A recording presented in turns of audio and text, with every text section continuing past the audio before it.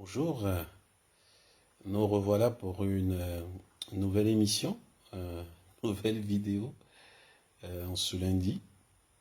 Et cette fois-ci, toujours dans cette thématique de justice sociale et de paix, j'aimerais aborder pour les semaines qui viennent un thème qui s'intitule Pas d'avenir sans pardon, nouveau départ. Et j'adresse cette vidéo à tous ceux dont les pays ont traversé ou traversent de graves crises sociopolitiques.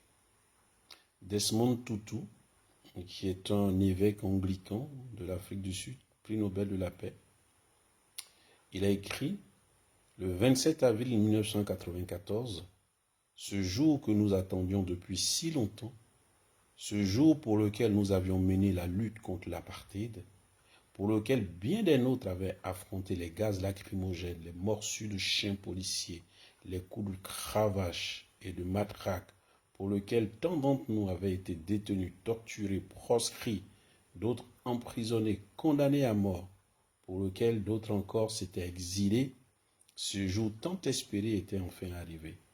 Nous allions pouvoir voter, participer pour la première fois à une élection démocratique dans un pays qui nous avait vu naître. J'ai dû attendre d'avoir 72 ans pour obtenir le droit de vote. Nelson Mandela en avait 76. Et nous préparions en a usé le 27 avril 1994. Ce paragraphe est extrait de son livre justement qui est intitulé Pas d'avenir sans pardon.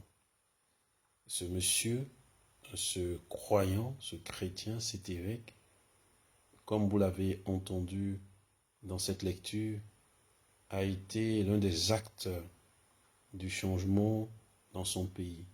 Ça lui a pris du temps, ça lui a demandé d'énormes sacrifices, mais il a toujours lutté pour la justice sociale dans ce pays qu'il a vu naître, dans des conditions qui n'étaient pas aisées. Et c'est pour cela qu'à la suite de cette lecture, moi j'ai écrit un petit paragraphe et j'ai dit, et nous, qu'est-ce que nous fait courir? Et nous, qu'est-ce qui nous fait courir?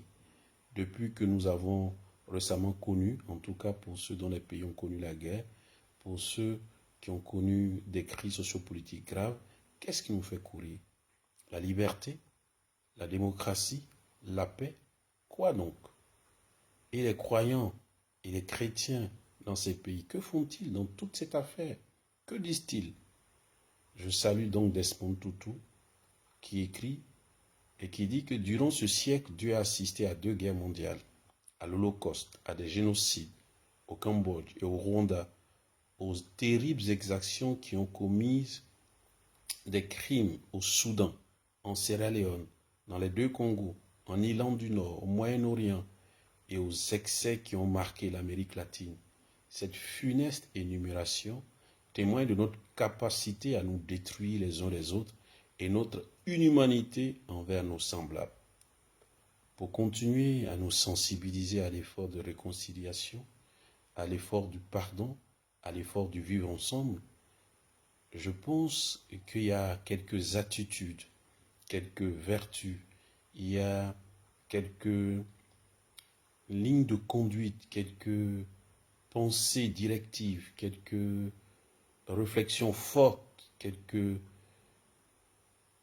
convictions ou quelques résolutions fortes que chacun doit prendre en son fort intérieur et qui doit être matérialisé dans sa façon de penser, dans sa façon d'agir, dans sa façon de vivre la relation à l'autre.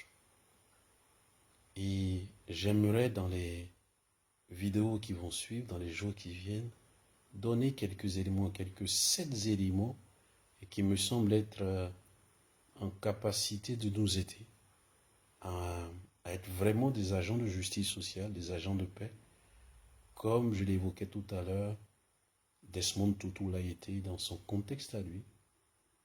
Pour construire la paix, pour être des agents de justice sociale, ça demande du temps, ça demande des convictions fortes, ça demande de bien être outillés à la chose de la justice sociale et à la paix. Je vous donne rendez-vous donc pour les jours qui viennent pour pouvoir vous présenter cette vision des choses qui n'est pas juste une vision, mais qui est aussi une façon de vivre. En tout cas, c'est ce que je souhaite en cette année qui commence, que ces quelques attitudes, que ces quelques propositions soient de nature à faire de vous, à faire de moi, à faire de ceux qui auront peut-être à voir cette vidéo, des agents de justice sociale, des agents de paix. À bientôt.